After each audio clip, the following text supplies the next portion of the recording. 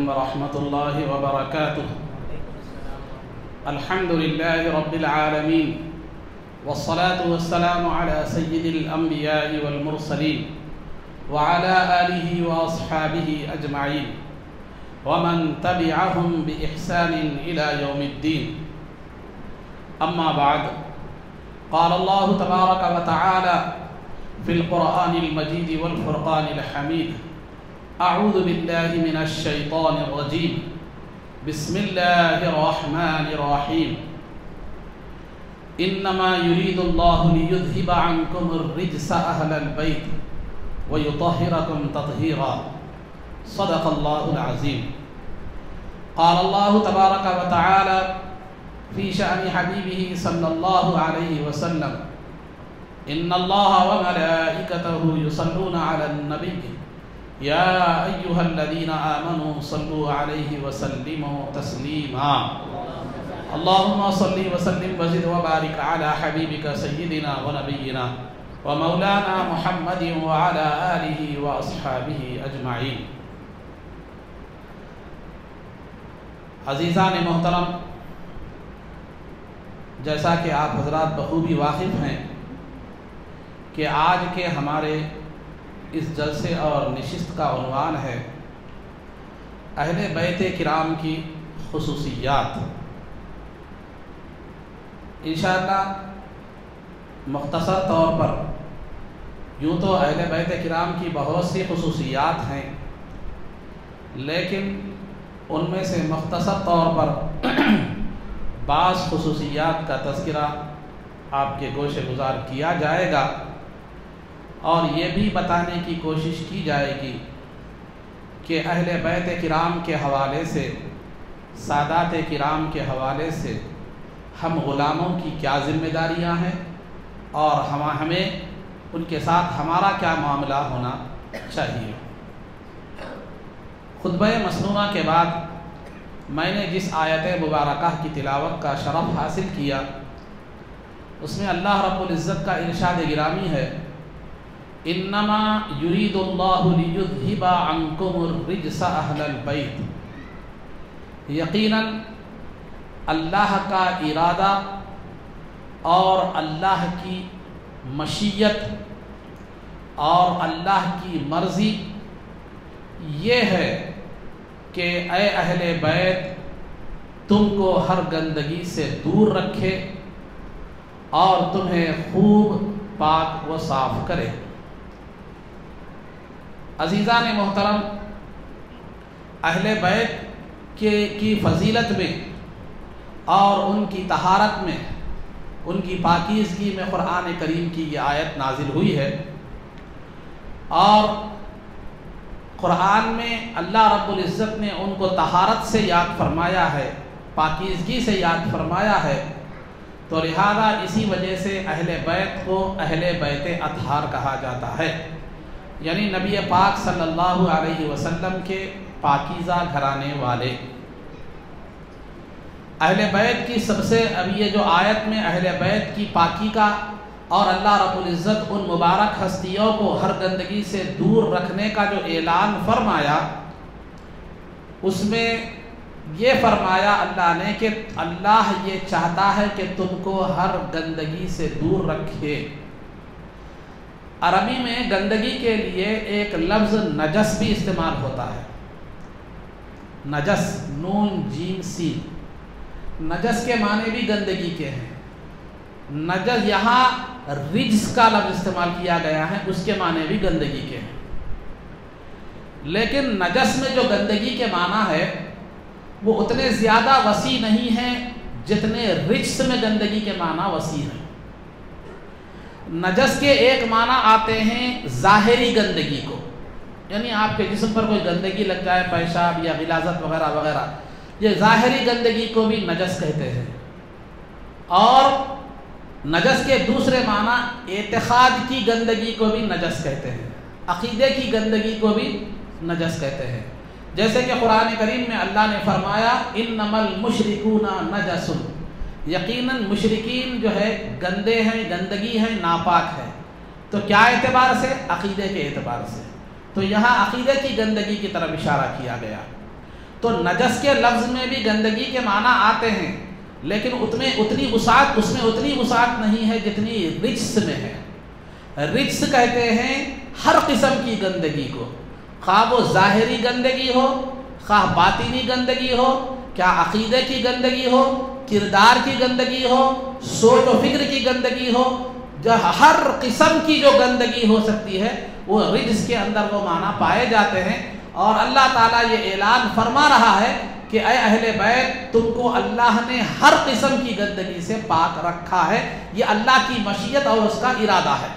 تو اللہ کی مشیت جب ہوتی ہے، اللہ جب کوئی کام کرنا چاہتا ہے تو یفعل اللہ ما یشاء اس کی شان ہے، یفعل اللہ ما یرید اس کی شان ہے کہ اللہ جو چاہتا ہے وہ کرتا ہے، اس کی مشیت اور اس کے ارادے کو کوئی ٹالنے والا نہیں ہے۔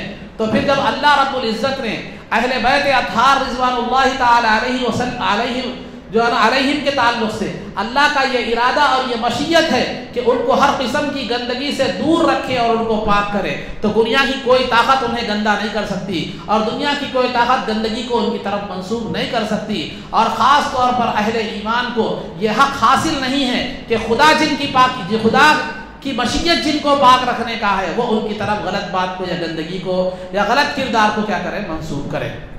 تو لہذا اہل بیت کی سب سے بڑی خصوصیت یہ ہے کہ اللہ رب العزت نے قرآن کریم میں ان کی پاکی کا اعلان فرمایا، ان کے سند عطا فرمائی کہ یہ وہ ہستیاں ہیں، نبی کے گھرانے والے وہ ہستیاں ہیں کہ جو ہر گندگی سے اللہ نے انہیں دور رکھا ہے، ہر گندگی سے اللہ رب العزت نے انہیں بری رکھا ہے۔ یہ ان کی خصوصیت ہے، سوائے اہل بیت کے کسی اور کے تعلق سے اس طرح کی آیت نازل نہیں ہوئی۔ تو عزیزان محترم، اہل بیت کی سب سے بڑی خصوصیت یہ ہے کہ ان کی طہارت کی سند دنیا والے نہیں اللہ رب العزت عطا فرماتا ہے۔ جن کی طہارت کی سند، جن کے پاکیزگی کی سند اللہ رب العزت نے عطا فرمائی، اللہ جنہیں پاک کہے، اللہ جنہیں پاکیزگی کی سند عطا کرے، دنیا اسے ناپاک نہیں کہہ سکتی اور ناپاک نہیں کر سکتی اور گندگی کو ان کی طرف منسوب نہیں کر سکتی۔ تو سب سے بڑی خصوصیت پہلی اہل بیت کی یہ ہے۔ اور عزیزان محترم، اہل بیت کا مطلب کیا ہے؟ بیت کے معنی عربی میں گھر کے آتے ہیں۔ اہل بیت یعنی گھر والے، نبی کے گھر والے۔ تو نبی پاک صلی اللہ علیہ وسلم کے گھر والے اہل بیت کہلاتے ہیں۔ تو نبی پاک صلی اللہ علیہ وسلم کے گھر والے دو طرح کے ہیں۔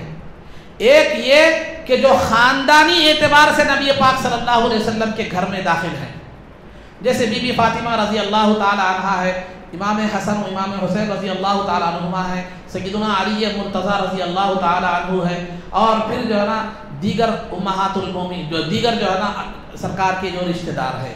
تو نسبی اعتبار سے، خاندانی اعتبار سے جو یہ جو ہے نا نبی کے گھر میں داخل ہے ان کو بھی اہل بیت کہا جاتا ہے۔ اور دوسرے اہل بیت وہ ہیں جو خاندانی اعتبار سے تو نبی پاک صلی اللہ علیہ وسلم کے گھر میں داخل نہیں ہوئے، نکاح کے سبب سے داخل ہوئے ہیں، ان کو بھی اہل بیت کہا جاتا ہے اور ان کو بھی نبی کے گھر والے کہا جاتا ہے، یعنی نبی پاک صلی اللہ علیہ وسلم کی ازواج مطہرات، آپ کی پاک بیویاں جو امہات المؤمنین ہیں، مومنین کی مائیں ہیں۔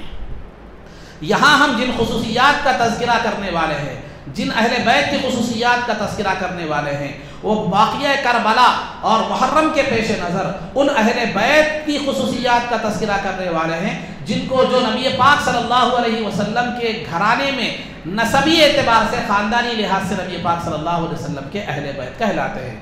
تو پہلی تو ان کی خصوصیت یہ بتلائی گئی کہ اللہ نے انہیں ان کی پاکی کا قیامت تک اعلان فرما دیا، اور اللہ نے ان کی طہارت کی سند عطا فرما دی قرآن کریم میں، اور ان کی طہارت کو اللہ نے قرآن کی ایک آیت کی شکل میں نازل فرمایا جو قیامت تک پڑھی جاتی رہے گی، سنی جاتی رہے گی اور بولی جاتی جو ہے نا رہے گی۔ اور اہل بیت کی دوسری خصوصیت جو ہے نا یہ بتلائی جاتی ہے کہ اہل بیت کو جب اللہ نے پاک قرار دیا ہے، میں نے ابھی آپ کے سامنے بتلایا تھا کہ اللہ نے جو ہے رجس کا لفظ استعمال کیا ہے، اور رجس کہتے ہیں ہر قسم کی گندگی کو، تو اللہ نے اہل بیت کو ہر قسم کی گندگی سے دور رکھا ہے۔ اللہ نے اہل بیت کو ہر قسم کی گندگی سے دور رکھا ہے، اسی لیے شریعت کا مسئلہ ہے، فقہ کا مسئلہ ہے کہ زکوٰۃ کا مال، فطرے کا مال، واجب صدقات واجبہ، یہ اہل بیت کو دینا جائز نہیں ہے۔ اہل بیت تو دور کی بات، اہل بیت کے غلام کو، خواہ وہ غلامی میں ہو یا غلامی میں نہ ہو، پہلے تھا ہو، اس کو دینا جائز نہیں ہے، درست نہیں ہے۔ زکوٰۃ کا مال، فطرے کا مال، جو صدقات واجبہ ہیں، جو صدقہ واجب ہے، وہ اہل بیت کو دینا جائز نہیں ہے۔ نہ اہل بیت کو دینا جائز ہے، نہ آل محمد کو، سادات کو دینا جائز ہے۔ کیوں دینا جائز؟ اور نہ ان کے غلام کو، غلام سے مراد آج کل کا نوکر نہیں، شرعی غلام کہلاتا ہے، ان کے غلام کو غلامی میں جب تک رہے تب بھی دینا جائز نہیں ہے، غلامی سے آزاد ہو جائے تب بھی زکوٰۃ دینا اس کے لیے جائز نہیں ہے۔ کیوں؟ اس لیے کہ سرکار دو عالم صلی اللہ علیہ وسلم نے فرمایا ان هذه الصدقات اوساخ الناس لا يحل لمحمد ولا على آل محمد او كما قال علیہ الصلوۃ والسلام۔ یہ جو صدقات ہیں، زکوٰۃ ہے، فطرہ ہے، یہ جو صدقات واجبہ ہیں، یہ لوگوں کا میل ہے، یہ لوگوں کا میل ہے، لوگوں کے مال کا میل ہے۔ اور ایک حدیث میں غسالۃ الذنوب کہا گیا ہے، یہ لوگوں کے گناہوں کا دھوبن ہے۔ دھوبن کہتے ہیں کوئی بھی ناپاک چیز کو دھونے کے بعد جو اس کا پانی جو ہوتا ہے، جو پانی ہوتا ہے، اس کو دھوبن کہتے ہیں۔ تو یہ لوگوں کے مالوں کا میل ہے اور لوگوں کے گناہوں کا دھوبن ہے، اور یہ ناپاک اور گندی چیز ہے، گناہوں کا میل ہے، میل و کچیل ہے۔ تو لہذا یہ پاک نبی کی آل کے لیے یہ مناسب نہیں ہے، کیونکہ نبی کی آل پاک ہے، اس کے لیے ناپاک چیز درست نہیں ہے۔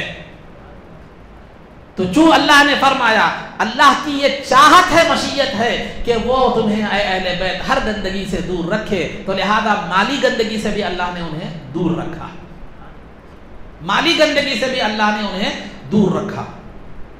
تو عزیزان محترم، ایک مرتبہ کا واقعہ ہے کہ اور دیکھیے، ٹھیک ہے اہل بیت تو سرکار کے گھرانے سے، آل محمد اور سادات تو سرکار کے گھرانے سے ہیں، سرکار کے گھرانے کی نسبت سے ان کو پاک رکھا گیا، ان کو مال کی گندگی سے دور رکھا گیا، مال کی پاکیزگی سے جو ہے نا، مال کے جو ہے نا میل و کچیل سے دور رکھا گیا۔ لیکن ایک غلام کو کیوں دور رکھا گیا؟ پھر وہ غلام جو ان کی غلامی میں تھا تب بھی اس کے لیے مال کا میل درست نہیں، غلامی سے آزاد ہونے کے بعد بھی مال کا میل درست نہیں۔ کیوں؟ اس لیے کہ جب اس نے ایک مرتبہ پاک نفوس سے نسبت قائم کر لی، تو لہذا جب تک وہ ان کے ماتحت رہے گا تب بھی ان کے لیے مال کا میل درست نہیں، اور ان کے ماتحت نہ بھی رہے تب بھی اس کے لیے مال کا میل درست نہیں ہے، کیونکہ ایک مرتبہ اس نے باطہارت پاکیزہ لوگوں سے نسبت قائم کر لی، تو خواہ وہ غلامی میں رہے یا آزاد ہو جائے، ہر دو صورتوں میں وہ پاکی کا لحاظ رکھا جائے گا، اس کا احترام کو ملحوظ رکھا جائے گا۔ تو یہاں ذات کا بھی احترام مقصود ہے، نسبت کا بھی احترام ضروری ہے، خواہ وہ نسبت ہے یا تھی، دونوں صورتوں میں بھی۔ تو اہل بیت کے ذوات، ان کی ہستیوں کا، ان نفوس قدسیہ کا بھی احترام ضروری ہے، اور ان سے نسبت جو رکھتے ہیں ان کا بھی احترام کیا ہے؟ ضروری ہے۔ تو لہذا عزیزان محترم، یہ مقام ہے اہل بیت کا، جو ان سے وابستہ ہو جاتا ہے وہ بھی پاک ہو جاتا ہے، جو ان سے وابستہ ہو جاتا ہے وہ بھی باعزت ہو جاتا ہے، جو ان سے وابستہ ہو جاتا ہے وہ ان کا غلام تو ہوتا ہے لیکن زمانے کا امام ہوتا ہے، زمانے کا امام ہوتا ہے، ان کی غلامی ہی زمانے کی امامت کی جو ہے نا یہ سند ہے۔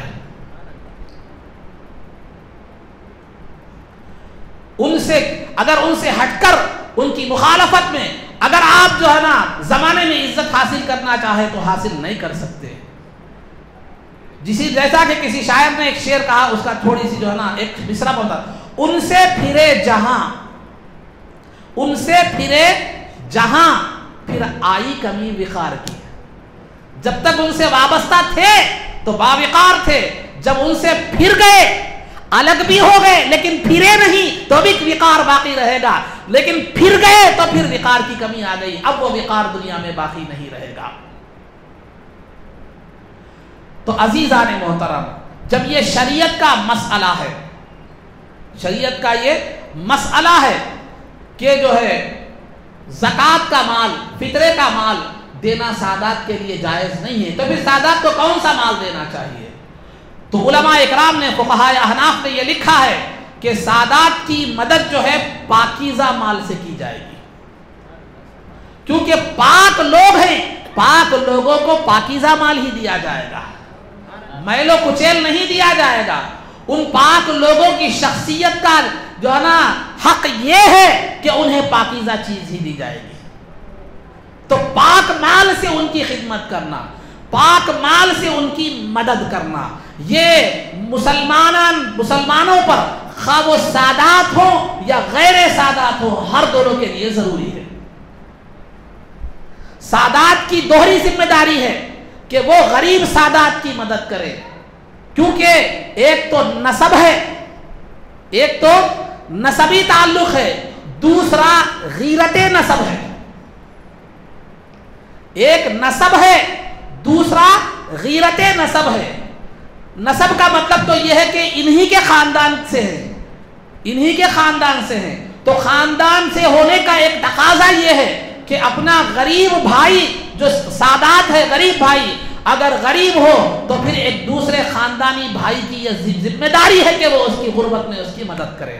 تو یہ نسب اور رشتہ داری کی ذمہ داری ہو گئی، اور ایک غیرت کی ذمہ داری، غیرت کا تقاضا بھی ہے۔ غیرت کا تقاضے کا مطلب یہ ہے کہ شرمندگی کا تقاضا بھی ہے۔ مثال کے طور پر میں سمجھاتا چلوں آپ کو، میں ایک کروڑ پتی آدمی ہوں، اللہ نے مجھے بہت دیا ہے، بہت دیا ہے، اور اللہ نے اس کے برخلاف میرا ایک بھائی ہے، اس بھائی کو اللہ نے مال و دولت سے نہیں نوازا، وہ باہر روڈ پر کھڑے ہو کر بھیک مانگ رہا ہے۔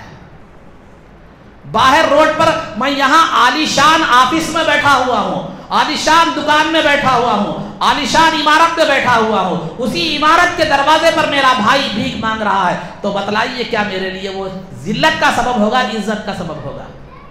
تو میری غیرت گوارا نہیں کرتی، میرا جذبہ رشتہ داری گوارا نہیں کرتا کہ میں عیش و عشرت کی زندگی بسر کروں، میرا بھائی دروازے پر بھیک مانگتا ہوا کھڑا ہو۔ تو لہذا جو لوگ سید ہیں، سادات ہیں، ان کی رشتہ داری کی غیرت اور ان کی رشتہ داری کا احساس کی تقاضا یہ ہے کہ وہ اپنے غریب سادات کی مدد کریں، غریب سادات کی مدد کرے، کیونکہ عام طور پر مسلمانوں میں جو زکوٰۃ، وہ جو غریبوں کی جو مدد کرنے والے، عام طور پر مسلمان جو غریبوں کی مدد کرتے ہیں، یا تو وہ زکوٰۃ کے مال سے کرتے ہیں یا فطرے کے مال سے کرتے ہیں، زیادہ تر عام طور پر۔ بعض اللہ کے بندے مالدار ایسے بھی ہیں جو کیا ہے معلوم ہے، پاک مال سے بھی لوگوں کو خیر خیرات کرتے ہیں، لیکن زیادہ تر زکوٰۃ کا مال کیا ہوتا ہے کہ ذریعے سے غریبوں کی، یا صدقات واجبہ جو نکالنا واجب ہے اس کے ذریعے سے کیا کی جاتی ہے، غریبوں کی مدد کی جاتی ہے، لیکن وہ سادات کے لیے نہیں ہے۔ تو جب سادات کے لیے زکوٰۃ اور فطرہ یا صدقات واجبہ نہیں ہے تو پھر سادات پورے کے پورے امیر تو نہیں ہیں، بلکہ اس میں غریب بھی ہے، محتاج بھی ہے، اور ان غریبوں میں بھی بعض مانگنے والے بھی ہیں، بعض وقار کی وجہ سے نہ مانگنے والے ہیں، کیونکہ خود قرآن نے کہا وفی اموالہم حق للسائل والمحروم، مالداروں کے مال میں مانگنے والے غریب کا بھی حق ہے، نہ مانگنے والے غریب کا بھی حق ہے۔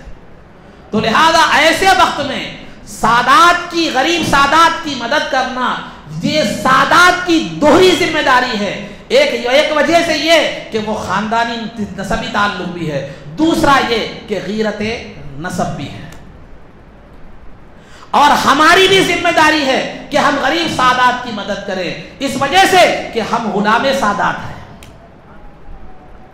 غلام کا تقاضا یہ ہے، غلام کی غلامی کا تقاضا یہ ہے کہ ہم اپنے آقا کی جو ہے نا کو بری حالت میں نہ دیکھیں اور زندگی کی بدحالی سے دوچار ہونے نہ دیں۔ تو ہمارے لیے غلامی کا جو ہے نا تعلق ہے، تو غلامی کا تقاضا یہ ہے کہ غریب سادات کی مدد کریں، پاکیزہ مال سے، خدمت کے جذبے سے، دینے کے جذبے سے نہیں، میں دے رہا ہوں، میں مدد کر رہا ہوں، یہ نہیں، خدمت کے جذبے سے۔ ہم غلاموں کا تقاضا یہ ہے کہ پاکیزہ مال سے غریب سادات کی مدد کریں خدمت کے جذبے سے، اور سادات کی دوہری ذمہ داری یہ ہے کہ نسبی اعتبار سے بھی، تقاضے نسبی اور تقاضے غیرت دونوں کے لحاظ سے جو ہے نا کیا ہے، ان کی دوہری ذمہ داری بنتی ہے کہ وہ غریب سادات کی مدد کریں۔ ہے یہ، آئیے کیا ہم کر رہے ہیں؟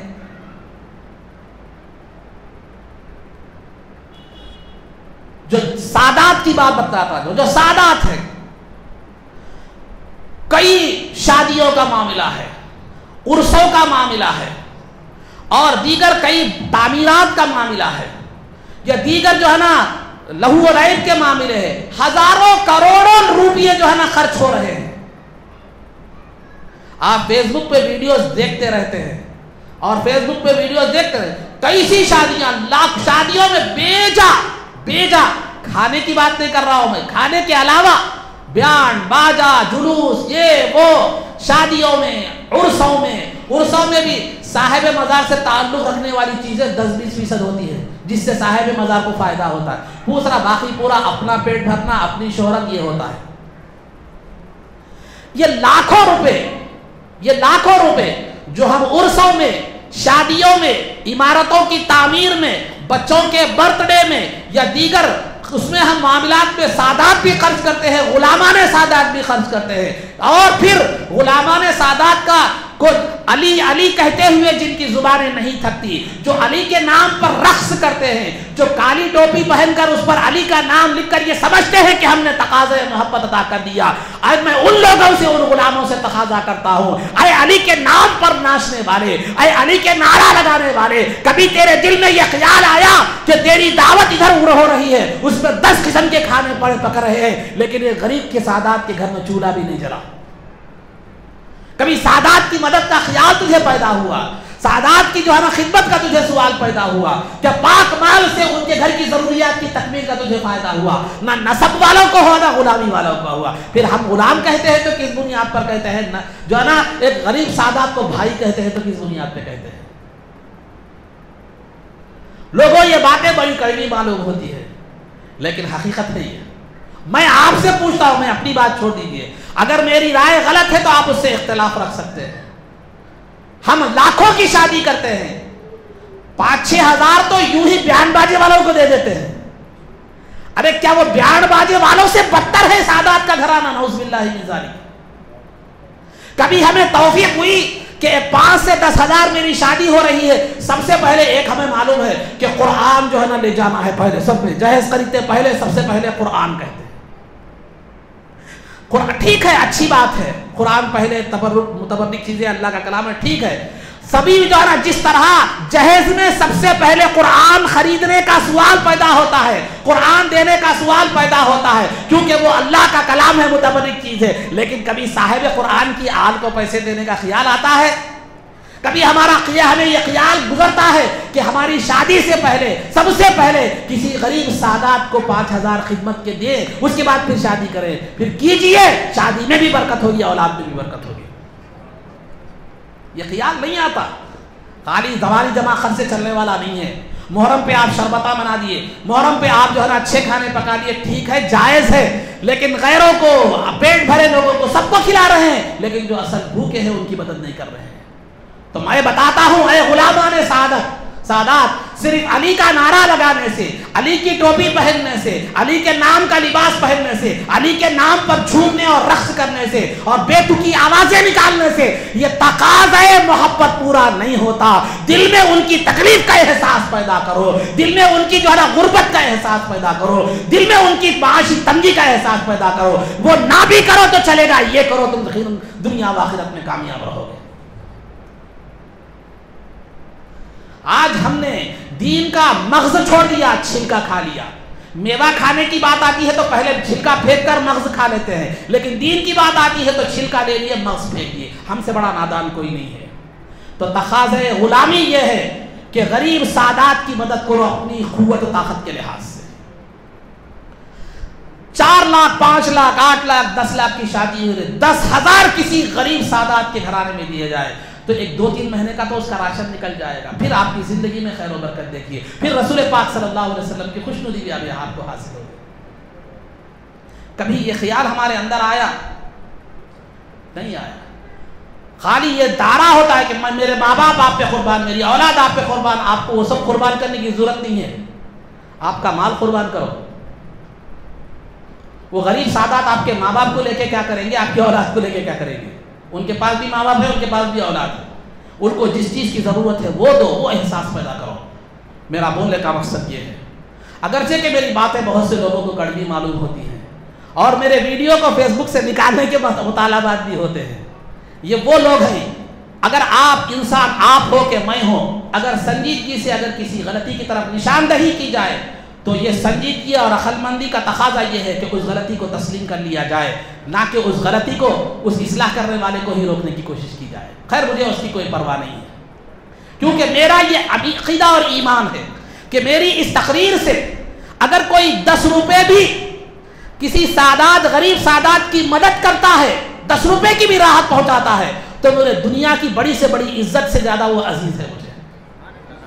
میرا یہ نظریہ ہے, مجھے اس کی ضرورت نہیں ہے. آپ واہ واہ کہے, نعرہ تکبیر لگا لے, یا میرے برا کہے, مجھے گالی گلوچ کے مجھے مطلب نہیں ہے. ہاں میرے مقصود پیش نظر یہ کہنے کا یہ ہے, میری اگر اس گفتگو سے کسی 10 روپے بھی یا 1 روپیہ بھی کسی سادات سے کی مدد ہو جاتی ہے, میری اس تقریر کی وجہ سے, گفتگو کی وجہ سے, میں یہ سمجھوں گا کہ میری یہ تقریر کامیاب ہے اور مجھے دنیا والوں کی عزت اور واہ واہ یا نعرے کی ضرورت یا مخالفت کی ضرورت نہیں.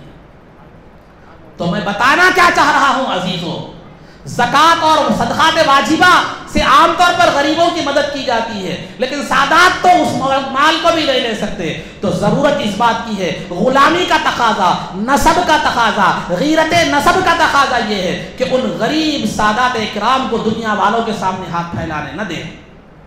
یہ کیسے ممکن ہوگا کہ ایک آقا غلاموں سے کے سامنے ہاتھ پھیلائے؟ تو عزیزان محترم, آدمی جس طرح آدمی کو اپنے گھر کی عزت کا خیال ہونا چاہیے, اپنے گھر کی عزت کا خیال ہم رکھتے ہیں, نبی کے گھرانے کی عزت کا خیال اس سے زیادہ ہمیں رکھنے کی ضرورت ہے. یہی ایمان کا تقاضا ہے, یہی محبت رسول کا تقاضا ہے. زبانی کھا لینا, پیٹ بھر کے کھا کر شربت پی کر ڈکاٹ لے لینا, یا نعرہ تکبیر اللہ اکبر کہنا, قوالی پر جھوم لینا, یا جو ہے نا اپنے آمدنی کا ذریعہ بنا لینا, بڑی بڑی شہرت کے واسطے عمارتیں بنا لینا, یا وغیرہ وغیرہ زرق برق لباس پہن لینا, یہ نبی کے گھرانے سے محبت کا تقاضا نہیں ہے.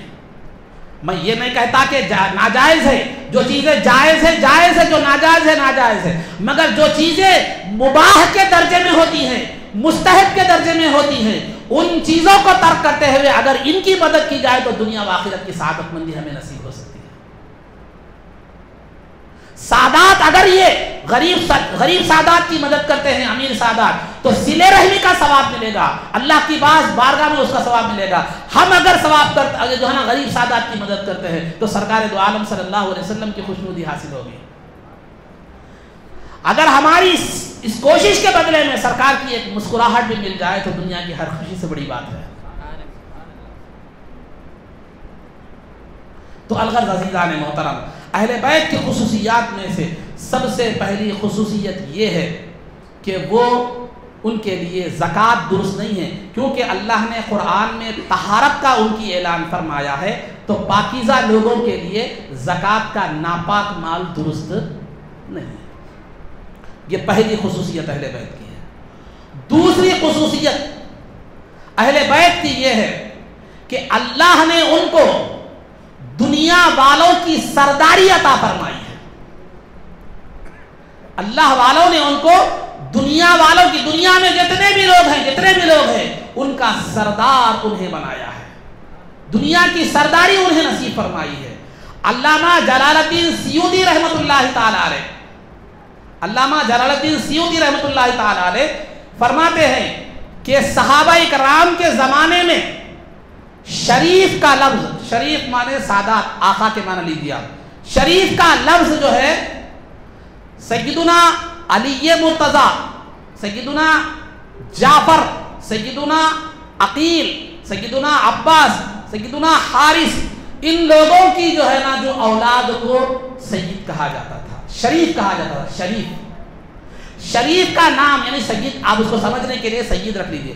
تو جس طرح ہمارے پاس عام طور پر جو ہے سید کا لفظ ہر کوئی نہیں لگاتا, عام جو ہے نا مخصوص جو سرکار کی سے نسبت رکھتے ہیں, خاندانی نسبت ان کے لیے ہوتا ہے, تو لہذا ان کے صحابہ کے دور میں بھی یہ جو لوگ ہیں جن کا ذکر میں نے کیا ہے, ان کی اولاد کو ہی اشراف یا شریف کہا جاتا تھا.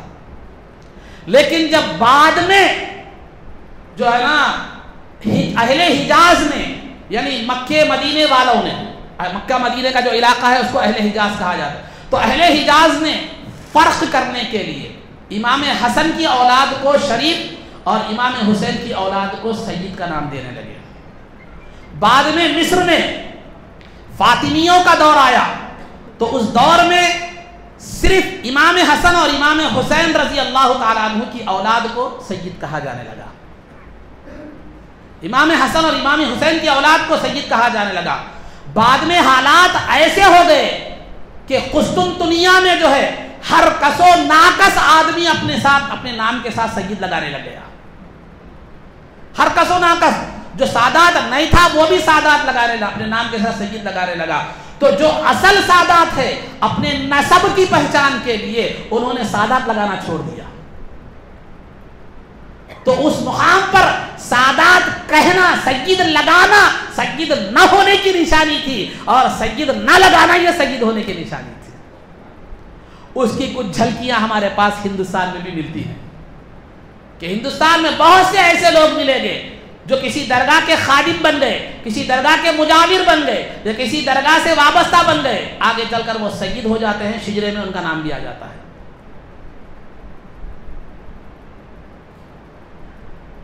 اور جو سید نہیں ہے اس سید کو جو ہے نا، اس کا سید اپنے آپ کو کہتا ہے جو سید نہیں ہے، تو اس کے تعلق سے سرکار دو عالم صلی اللہ علیہ وسلم نے فرمایا کہ جو آدمی، اگر کوئی آدمی زید ہے، زید سید نہیں ہے لیکن زید ہے، زید کے باپ کا نام عمر ہے، سمجھے مثال کے طور، زید ہے، زید کے باپ کا نام عمر ہے، تو عمر اور زید کے باپ کا نام ہے، تو زید سادات نہیں ہے، تو ان کہہ رہا ہے میں سادات ہوں، تو عمر اس کا باپ ہے، ان سادات نہیں ہے، تو گویا یہ کہہ رہا ہے کہ میرا باپ عمر نہیں ہے بلکہ دوسرا سید میرا باپ۔ یہی ہو گیا نا مانے ویسے۔ جو سید کو نہ ہو کر اپنے آپ کو سید کہتا ہے وہ یہ کہہ رہا ہے کہ میرا جو حقیقی باپ ہے وہ میرا باپ نہیں ہے بلکہ جو سادات ہے وہ میرا باپ ہے۔ تو سرکار دو عالم صلی اللہ علیہ وسلم نے فرمایا کہ جو ہے نا، جو کوئی اپنے آپ کو اپنے باپ کے علاوہ دوسرے کی طرف منسوب کرے تو فعلیہ لعنت اللہ والملائکۃ والناس اجمعین لا يقبل اللہ منہ صرفا ولا عدلا، کہ جو کوئی سادات نہ ہو کر اپنے آپ کو سادات کہے، اپنے علاوہ دوسرے باپ کی طرف اپنے آپ کو منسوب کرے، تو اس پر اللہ کی، لوگوں کی، فرشتوں کی، تمام لوگوں کی لعنت ہے، اور اللہ کل قیامت کے دن نہ اس کے فرائض کو قبول فرمائے گا نہ اس کے نوافل کو قبول فرمائے گا۔ اب یہ بات دیکھیے، اب اس کے بعد کتنے لوگ نہیں ہیں سادات؟ میرے نظر میں خود ہے، میں پورے خاندان سے واقف ہوں، ان کے سادات نہیں ہے مگر لکھ رہے ہیں سادات، بولو غصہ آ جاتا۔ لعنت سے بچانے کے لیے، عبادت کی مردود ہونے سے بچانے کے لیے خیر خواہی میں بولو جو ہے نا غصہ آ جاتا۔ تو عزیزان محترم، تو بتانا یہ مقصود ہے کہ جو ہے نا سادات ہو کر، سادات اکرام اگر ہے تو ٹھیک ہے، ورنہ اگر سادات نہیں ہے تو اپنے آپ کو سادات کہنا پھر اس حدیث کا مصداق ہے۔ تو میں کیا بتلا رہا تھا آپ کو کہ اللہ رب العزت نے اہل بیت کی سب سے پہلی خصوصیت یہ ہے کہ قرآن میں اللہ نے ان کی پاکی کا اعلان فرمایا۔ دوسری خصوصیت یہ ہے کہ ان کے لیے زکوٰۃ کا مال جائز نہیں ہے، بلکہ جو ہے نا، کیونکہ اہل بیت پاکیزہ ہستیاں ہیں اور زکوٰۃ کا مال گناہوں کا دھوبن ہے اور ناپاک چیز مال کا میل ہے۔ اور تیسرا، سادات کے لقب سے صحابہ کے زمانے میں اور ہر زمانے میں وہی لوگ پکارے جاتے رہے ہیں جو حقیقت میں سادات ہو، اور یہ ان کا حق بھی ہے۔ اگر آپ سید سردار کو سردار نہیں بولیں گے تو کیا بولیں گے جی؟ ایک عالم ہے، ایک عالم ہے، عالم کو اگر آپ عالم نہیں بولیں گے تو کس کو؟ جاہل کو بولیں گے عالم۔ یہ بات اور ہے ہمارے کے پاس اچھے کپڑے پہن کے شملہ پہن کے آ گیا تو اس کو بھی علامہ بول رہے ہیں، ایک الگ بات ہے۔ علامہ عالم سے بڑا وہ ہے، علامہ بولے تو بہت جاننے والا، عالم بولے تو صرف جاننے والا۔ اب آپ کو، میرے جیسے لوگوں کو آپ اگر علامہ بولنا شروع کر دیں تو پھر علامہ حقیقت میں کدھر جائے؟ تو سادات کا سرکار سی نسبت کی وجہ سے ان کا یہ حق ہے کہ ان کو سید کہا جائے، اور سادات کا جو غیر سادات ہے وہ اپنے آپ کو سید کہتا ہے تو ان سے وہ حق چھین رہا ہے. اسے کوئی حق حاصل نہیں ہے اپنے آپ کو سید کہنے کا. غلام کتنا بھی عروج کر لے آقا نہیں بن سکتا, کیونکہ آپ کچھ بھی کر لو لیکن وہ نسب تو وہ نسبت تو قائم نہیں کر سکتے. عبادت کر سکتے ہیں, ریاضت کر سکتے ہیں, نیکی تقوی اور پرہیزگاری اللہ کے پاس اعلیٰ مقام حاصل کر سکتے ہیں, لیکن نبی کے گھرانے کا تو وہ نسب تو حاصل نہیں کر سکتے.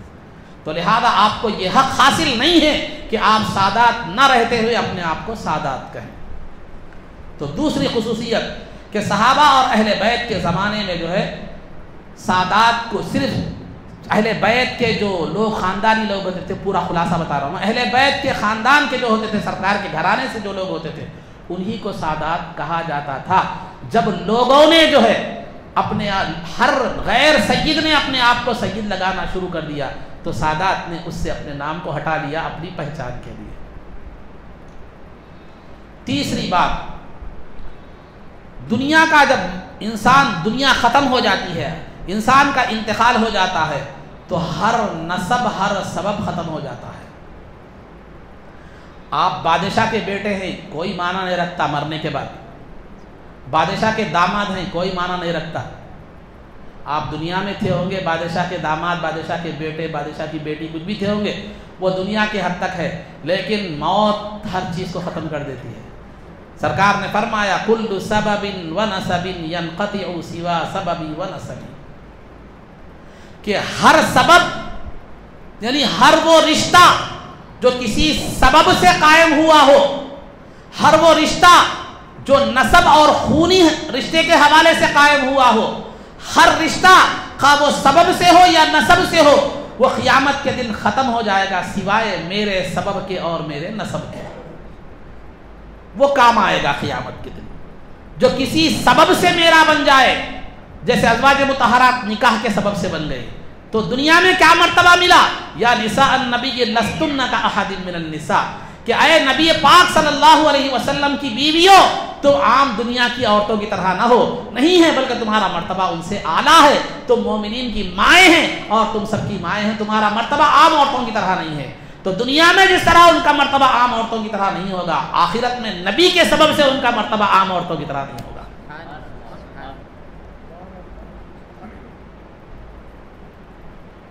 تو عزیزان محترم, تو ہر نسب ہر سبب دنیا کا فنا ہو جائے گا. وہ بڑا کوئی بھی بڑے خاندان سے ہو, تڑم خاں ہو, چنگیز خاں ہو, کوئی بھی جو ہے نا وہ ہونے والا نہیں ہے ان, بلکہ سرکار کا جو نسب ہے اور سرکار کے سبب سے جو سرکار سے وابستہ, کسی سبب سے بھی سرکار سے وابستہ ہو گیا, وہ قیامت کے دن کام آنے والا, وہ ختم ہونے والا نہیں ہے. کیونکہ اللہ نے یہ طہارت نسبی اور طہارت سببی سرکار کو عطا, ایسے سرکار کو اور سرکار سے نسبت رکھنے والوں کو عطا فرمائی ہے جو ختم ہونے والی نہیں ہے.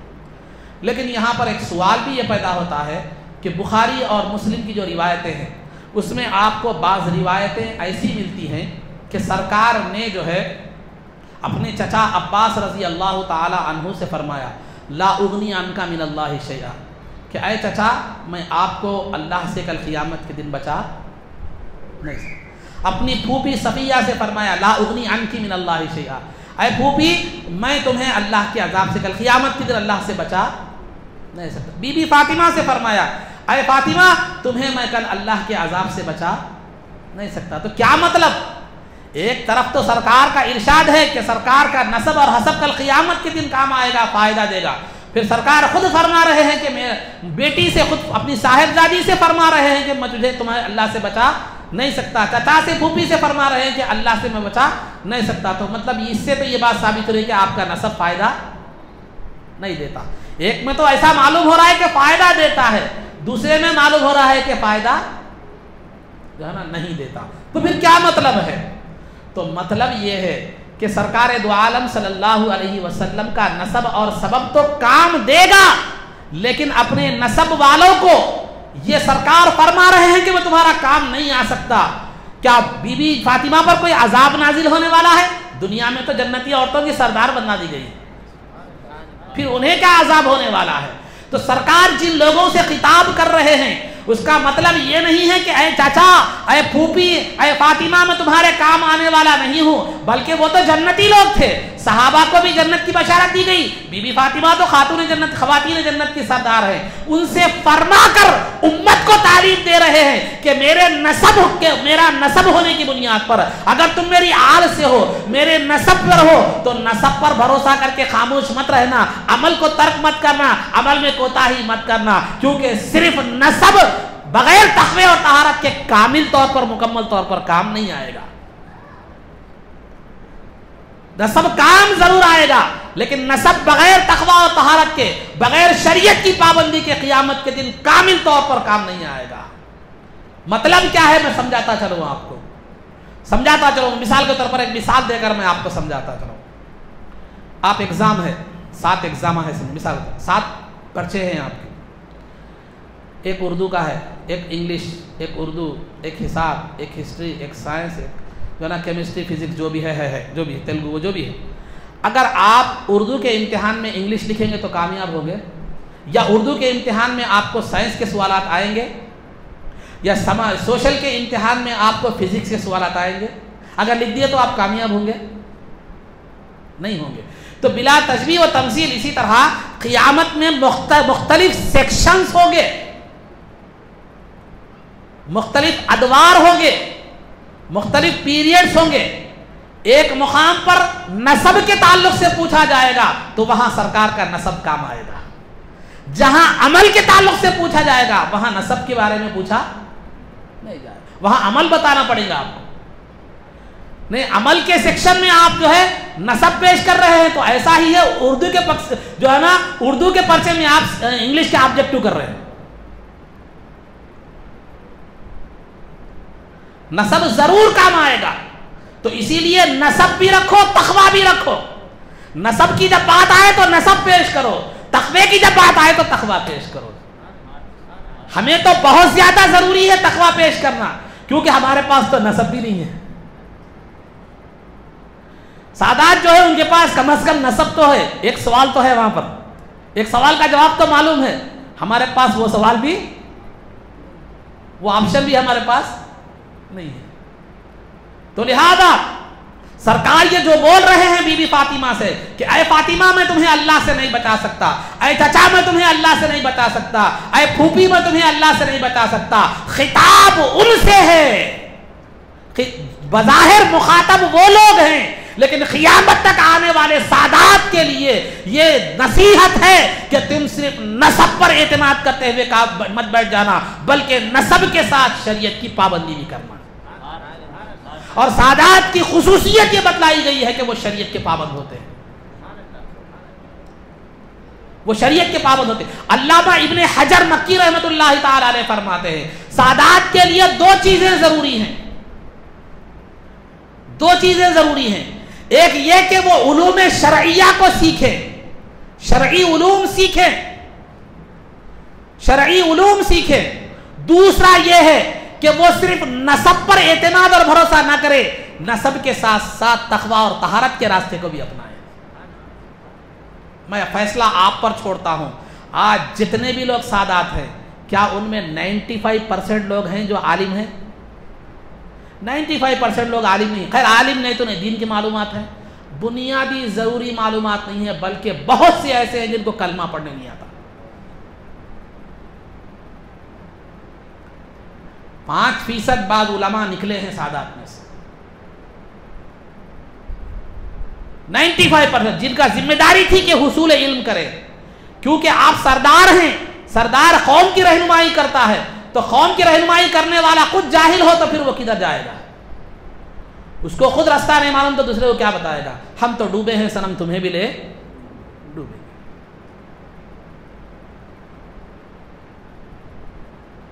ٹھیک ہے, تو ایک علم دین حاصل کرنا ان کے لیے ضروری ہے. دوسرا صرف نسب پر بھروسہ کرنا نہیں ہے, بلکہ تقوی اور طہارت کی زندگی کو بھی اپنانا ہے.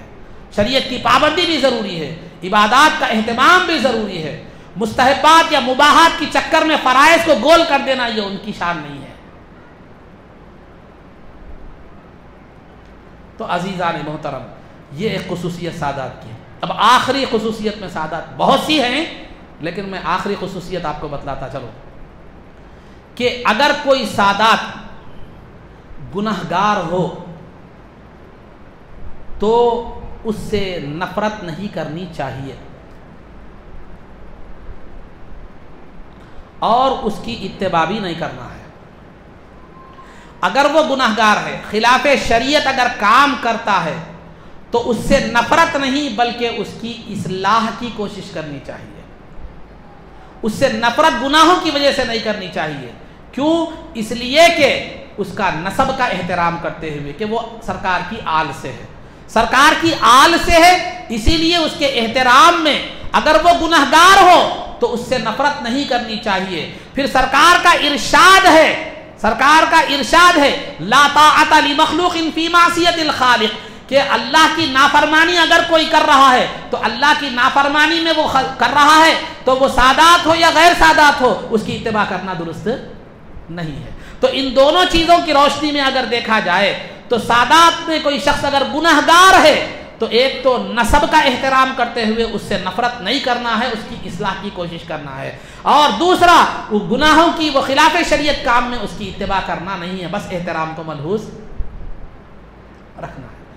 وہ جو کر رہا ہے حضرت کر رہے ہیں تو کیا میں حضرت کے ساتھ جانے والا لے لو۔ یہ جتنے بھی مریدار رہتے نا 90% جو ہے نا تبرک کے حد تک حضرت کے رہتے ہیں، تعویذ کے حد تک حضرت کے رہتے ہیں۔ صرف دنیاوی پورے نہیں بول رہا ہوں میں، بہت مختصر، بعض اچھے بھی ہیں اس میں۔ کوئی آج نہ پیر کامل ہے نہ مرید صادق ہے۔ پیر کامل رہے تو مرید صادق نہیں رہتا، مرید صادق رہے تو پیر کامل نہیں رہتا، دونوں بہت کم ہیں۔ جہاں ہیں وہ دکھ کے نہیں آتے، کیونکہ حدیث بھی ہے کہ اللہ نے مخلوق میں اولیاء کو چھپا دیا ہے، جس طرح راتوں میں شب قدر کو چھپا دیا ہے۔ وہ ظاہر نہیں ہوتے، شعبدہ بازی نہیں کرتے وہ لوگ۔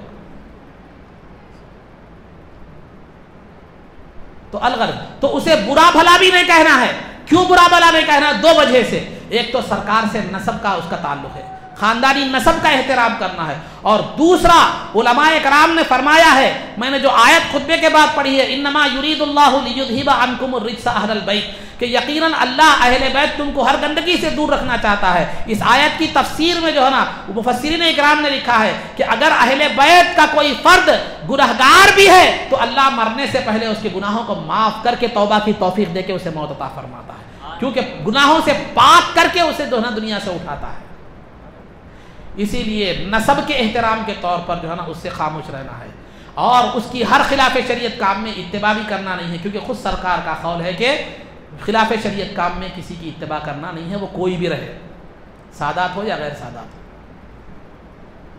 آخر میں ایک واقعہ بولتے ہوئے اپنی گفتگو کو سمیٹ لیتا ہوں۔ تو عزیزان محترم، بتلانا کیا چاہ رہا تھا، تو ایک محمد فاسی یا احمد فاسی رحمۃ اللہ علیہ ایک بہت بڑے بزرگ گزرے ہیں۔ وہ جو ہے نا ایک نوجوان تھا، ایک آدمی تھا جو گناہگار تھا، خلاف شریعت کام کرتا تھا، تو وہ اس سے نفرت کیا کرتے تھے۔ ان کی نفرت اس کی ذات یا اس کے خاندان سے نہیں تھی بلکہ اس کے خلاف شریعت کاموں کی وجہ سے تھی۔ تو وہ بزرگ کیا کرتے تھے، اس سے نفرت کیا کرتے تھے۔ تو ایک مرتبہ نیند لگ گئی، خواب میں سرکار دو عالم صلی اللہ علیہ وسلم تشریف لا کر سرکار دو عالم صلی اللہ علیہ وسلم نے فرمایا، تو میرے بیٹے کو برا بھلا کیوں کہتا ہے، میرے بیٹے سے نفرت کیوں کرتا ہے؟ تو وہ محمد فاسی جو ہے، وہ بزرگ جو ہے، وہ انہوں نے عرض کیا کہ یا رسول اللہ، میں ان سے ذاتی نفرت نہیں ہے، وہ خلاف سنت کام کرتے ہیں، خلاف شریعت کام کرتے ہیں، اس وجہ سے مجھے ان سے نفرت ہے۔ تو سرکار نے فرمایا، اگرچہ کہ وہ میری نافرمان اولاد ہے، اگرچہ کہ وہ میری نافرمان اولاد ہے، لیکن میری اولاد ضرور ہے، لہذا تجھے ان سے نفرت نہیں کرنی چاہیے۔ تو لہذا اس میں جب وہ اٹھے تو فرماتے ہیں کہ میرے دل سے اس آدمی کی نفرت ختم ہو گئی۔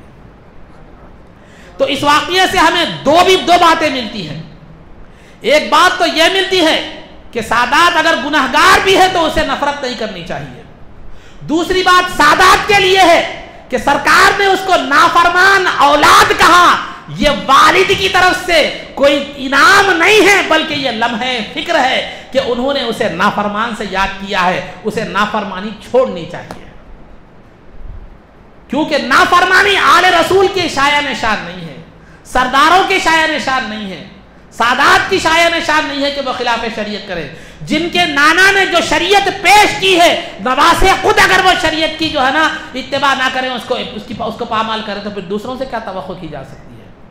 تو سادات کی شان، ان کے نسب کی شان، ان کے خاندان کی شان یہ ہے کہ جو ہے نا وہ کیا کرے، اپنی شان کے لحاظ سے اپنی زندگی گزارے، اپنے نسب کے لحاظ سے اپنی زندگی گزارے. مثال کے طور پر اگر کوئی اللہ والے یا کوئی دنیا جو ہے نا ایک بڑے عہدیدار، دنیا کے بڑے مالدار آدمی کی اولاد ہوتی ہے، تو وہ باپ کے عہدے کے لحاظ سے پوزیشن کیا کرتا ہے، مینٹین. ایک باپ کروڑ پتی ہے تو بیٹا جو ہے نا پھٹے ہوئے کپڑے نہیں پہنتا، بغیر پیدل کے کہیں بھی بغیر سواری کے نہیں جاتا، اور معمولی زندگی، فقیر زندگی نہیں گزارتا. وہ اللہ والوں کا معاملہ الگ ہے، میں عام بات بتا رہا ہوں. تو لہذا ایک بیٹا جب باپ اس کا ایک عزت دار آدمی ہو کسی مقام پر اور مالدار آدمی ہو، تو وہ ایسی کوئی حرکت نہیں کرتا جس کی وجہ سے اس کے باپ کو شرمندہ ہونا پڑے. تو لہذا آل رسول کا تقاضا یہ ہے، آل سادات کا یہ تقاضا ہے، خاندانی تقاضا بھی یہ ہے کہ وہ اپنی خاندان کے شایان شان کام کرے، سرکار کے نسب کا لحاظ رکھے، سرکار کی جو ہے نا نسبت کا لحاظ رکھے. ایسے کام نہ کرے جس سے سرکار کو یہ کہنا پڑے کہ یہ میرا نافرمان بیٹا ہے. یہ کوئی تمغہ نہیں ہے، یہ کوئی تمغہ اور انعام نہیں ہے نافرمان کہنا. سرکار نافرمان کہہ رہے تو معمولی بات نہیں ہے. جب ایک معمولی باپ کی نافرمان اولاد کو عزت کی نگاہوں سے نہیں دیکھا جاتا، وہ اچھا نہیں سمجھا جاتا. اگر ایک معمولی دنیا کے باپ کی اولاد اگر نافرمان نکل جائے، تو پھر سرکار اگر کسی نافرمان کہے تو وہ کیا معاملہ ہوگا. یہ احساس ہر سادات کو اپنے ذہن میں رکھنے کی ضرورت ہے کہ میں جس خاندان سے ہوں، جس نسب سے ہوں، اس نسب کے حساب سے اس کے اعتبار سے میری زندگی ہونی چاہیے.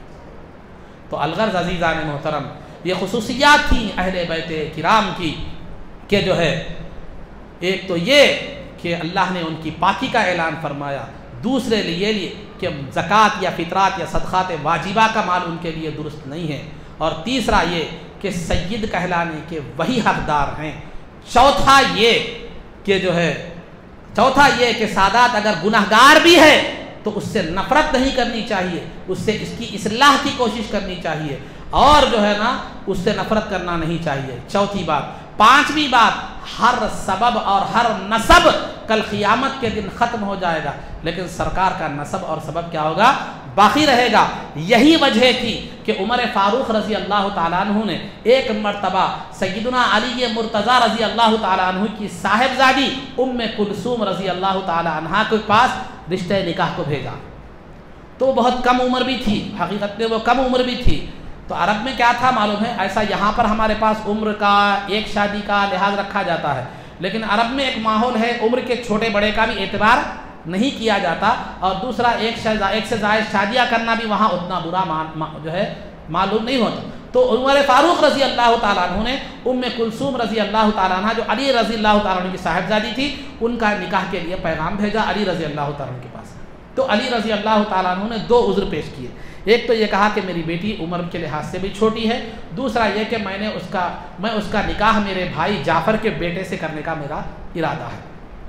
تو عمر فاروق رضی اللہ تعالیٰ عنہ نے بہت اصرار کیا، لیکن علی رضی اللہ تعالیٰ عنہ نے رضامندی ظاہر نہیں فرمائی. تو عمر فاروق رضی اللہ تعالیٰ عنہ منبر پر چڑھ کر تشریف لے گئے اور کہا کہ دیکھو لوگوں، میں نے علی رضی اللہ تعالیٰ عنہ کی صاحبزادی سے ان کا نکاح کا پیغام بھیجا تھا، میں ان سے نکاح کرنا چاہتا تھا، میرا مقصد کوئی اور نہیں تھا، بلکہ سرکار کا یہ ارشاد میرے پیش نظر تھا کہ کل قیامت کے دن ہر سبب اور نسب ختم ہو جائے گا، لیکن سرکار کا رشتہ اور نسب ختم نہیں ہوگا. میں اس حدیث کے پیش نظر سیدنا علی مرتضیٰ کی صاحبزادی سے نسب قائم کرنا چاہتا تھا. تو علی رضی اللہ تعالیٰ عنہ نے جب آپ کی اس جذبہ اخلاص کو دیکھا تو اپنی صاحبزادی کا نکاح آپ سے کر دیا. لیکن آج یہ عمر فاروق، یہ علی رضی اللہ تعالیٰ عنہ کا، یہ عمر فاروق رضی اللہ تعالیٰ عنہ، کیا ہمارا ذہن ہے؟ آج کئی سادات لڑکیاں غریب بیٹھی ہوئی ہیں، بے انبیاء بیٹھی ہوئی ہیں، لیکن کسی علی کا والی والے میں یہ ہمت نہیں ہے، یہ جذبہ نہیں ہے کہ اس کا سہارا بن سکے. علی کی محبت کا دم بھرنے والا، اہل بیت کی محبت کے دم بھرنے والے کو یہ خیال نہیں آتا کہ ایک غریب ایک سادات لڑکی کی جو ہے نا زندگی بنا دیں، ایک غریب سادات ماں باپ کا بوجھ ختم کر دے، مختصر انداز میں نکاح کر کے اس سے جو ہے نا کیا کر لے، اس کی زندگی کا سہارا بن دے، اس کی پاک دامنی کا سبب بنے. یہ کسی کو بھی خیال نہیں آتا. کئی سادات، بلکہ الٹا ایک دہقانی ایک جہالت والا ذہن ہمارا یہ بنا ہوا ہے کہ سادات کی بچیاں گھر میں کر کے نہیں لانا. یہ جہالت ہے، یہ وسوسہ شیطانی ہے، یاد رکھو. ارے ہم سید نہیں ہیں، سادات کی بچی گھر کو کر کے نہیں لانا، ان گھر میں جھاڑو دیے تو درندر آ گیا. یہ مختلف قسم کی جو ہے نا جہالت والی ہماری بات ہے. پھر عثمان غنی رضی اللہ تعالیٰ عنہ سادات نہیں تھے، سرکار نے اپنی 2 صاحبزادیاں نہیں دی ان کو نکاح میں. تم سرکار کے عمل کو گویا غلط ثابت کر رہے ہو. اگر کسی سادات لڑکی غیر سادات کے گھر میں جانا دلندراگی یا کوئی بھی کسی بھی نقصان یا اس کا سبب ہوتی تو پھر سرکار عثمان غنی کو اپنی 2 صاحبزادیاں کیوں دیتے؟ اور فرما دیا یہاں تک بھی اور میری اور کئی صاحبزادیاں ہوتی تو بھی دے دیتا تھا نکاح. تو پھر کیا سرکار کا یہ عمل آپ کے لیے کافی نہیں ہے؟ یہ ذہن جہالت والا ذہن ہے. سادات لڑکی کو جو ہے نا لا کر گھر میں لانے سے، وہ جھاڑو دینے سے گھر میں درندر آ گیا. مختلف جو جاہلانہ ذہن ہے جو بھی ہے. لیکن میرے نوجوانوں جو شادی نہیں ہوئی ہے، واقعی آپ اہل بیت سے محبت کرتے ہیں تو ڈھونڈیے سادات غریب لڑکیاں ڈھونڈیے. غریب سادات لڑکیوں کو ڈھونڈ کر نکاح کیجیے. اگر کوئی شادی شدہ ہیں یا اہلیہ کا انتقال ہو گیا ہے یا دوسری شادی کے خواہاں ہے تو دیکھیے کہ سادات میں کوئی ہے کیا غریب. یہ بھی آپ کی سرکار سے اہل بیت سے محبت کا ایک نمونہ ہوگا. تو میں آپ حضرات کو بتانا یہ مقصود ہے. میری ہمیشہ گفتگو کا مقصود کوئی بھی تقریر ہو یہی ہوتا ہے، زبانی جمع خرچ میں مت رہیے. تبرک کے نام سے، عرس کے نام سے، فاتحہ کے نام سے اپنا پیٹ بھرنے کی کوشش مت کیجیے، بلکہ ایسے سادات کا خیال کیجیے جو حقیقت میں مستحق ہیں. اور دے کر فیس بک پہ مت ڈالیے. اور یہ سمجھ کر دیجئے کہ ایک غلام ہے، ایک آقا کی خدمت کر رہا ہے. خدمت کے حوالے سے دیجئے، ضرورت کی تکمیل کے حوالے سے دینے کا آپ کو کوئی حق حاصل نہیں. تو یہ چند باتیں تھی، یہ گزارشات تھی آپ حضرات کے سامنے کہ جو ہے نا شاید امید ہے کہ اگر کسی کو پسند آ جائے اور کسی کو اچھی لگے اور کوئی جو ہے نا میں آج سے میں نوجوان بتا رہا ہوں آپ لوگوں کو، آپ کمانے والے ہیں، آپ میں جیب خرچ ہے، آپ کے پاس پاکٹ منی ہوتی ہے، آپ مختصر ہی صحیح، آپ اللہ اور اس کے رسول آپ کے پیسے کی تعداد کو نہیں دیکھتے بلکہ آپ کی محبت اور اخلاص کو دیکھتے. آپ یہ لازم کر لیجئے، زکوٰۃ فطرے تو دوسرے غربا کو دیتے ہیں، لازم کر لیجئے اپنے ماہانہ تنخواہ میں سے 50-100 روپے ہی صحیح، 4-5 مل کر 4-5 دوست ہیں. آج ہم چیریٹی کے کام، نوجوانوں میں ایک جذبہ آ رہا ہے چیریٹی کے کام کرنے کا، دواخانوں میں لے جا کے پھل تقسیم کر رہے ہیں، فوٹو دے کے فیس بک پہ ڈال رہے ہیں، کھانا کھلا رہے ہیں. ٹھیک ہے، اچھا ہے. ایک عام کے بجائے کبھی یہ بھی کوشش کیجئے کہ صرف سادات کی خدمت کرنے کا بھی ایک گروپ بنائیے. آپ لوگ کسی سے منگنے چندہ کرنے کی ضرورت نہیں ہے. خوشی سے ایک 10 مثال کے طور پر ایک 10 لوگ 10 نوجوان مل جائیں. اگر مثال کے طور پر مہینے میں 500 روپے بھی اگر 10 لوگ دے دیں یا 20 لوگ جمع ہو کر مہینے میں 250 روپے بھی اگر ایک دے دیں، ایک سادات کا گھر چلے گا آپ کی. مختصر طور پر ہی صحیح. یہ پیدا کیجئے مزاج، اپنے اندر ایک مثبت تبدیلی لانے کی کوشش کیجئے. زبانی جمع خرچ کام مت کیجئے، زبانی محبت مت کیجئے. یہ ڈھول پہ ناچنا، علی کے نام پہ ناچنا، یہ نعرہ تکبیر، نعرہ حیدری یہ لگانا اچھی چیز ضرور ہے، لیکن یہ کام کرنے اتنا یہ کارآمد نہیں ہے. اس سے غریب اہل بیت کا پیٹ بھرنے والا نہیں ہے، غریب سادات کی ضروریات کی تکمیل ہونے والی نہیں ہے. وہ دیکھیے جو حقیقت میں ٹھوس کام ہے، حقیقت میں ٹھوس کام ہے وہ دیکھیے. تو یہ مزاج اپنے اندر پیدا کیجیے. خاص طور پر ہمارے سنیوں کا مزاج یہ ہے کہ چھلکا دین کا لے لیے اور جو ہے نا مغز کو چھوڑ دیے. فاتحہ عرس بھائی یہ غلط ہے، یہ نہیں کہہ رہا ہوں، پھر بات ذہن میں رکھیے. خالی فاتحہ، کھانا کھلانا، جانا، نعت پڑھنا، قصیدہ پڑھنا ٹھیک ہے، یہ اچھی چیزیں ہیں، لیکن اس سے زیادہ بھی کوئی بہتر چیزیں ہیں. اس کے ساتھ ساتھ یہ بھی کیجئے کہ کسی سادات کی مدد کیجئے. غریبوں کی مدد زکوٰۃ سے بھی ہو جاتی ہے. میں یہ نہیں کہہ رہا کہ دوسرے غریبوں کی مدد مت کیجئے، زکوٰۃ کے حوالے سے، فطرے کے حوالے سے ان کی مدد کی جا سکتی ہے، کیجئے، لیکن خصوصاً سادات کا لحاظ رکھیے.